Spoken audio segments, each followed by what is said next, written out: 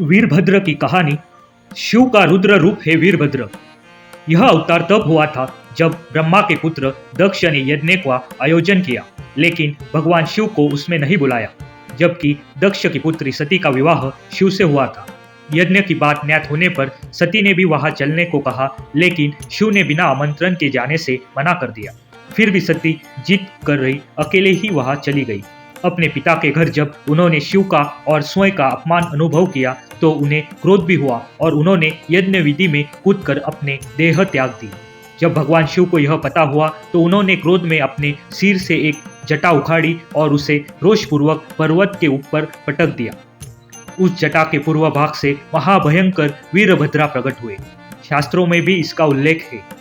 अर्थात सती के प्राण त्यागने से दुखी भगवान शिव ने उग्र रूप धारण कर क्रोध में अपने होठ चबाते हुए अपनी एक जटा उखाड़ ली, जो बिजली और आग की लपेट के समान दीप्त हो रही थी।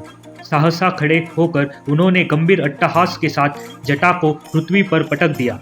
इसी से महाभयंकर वीरभद्रा प्रकट हुए।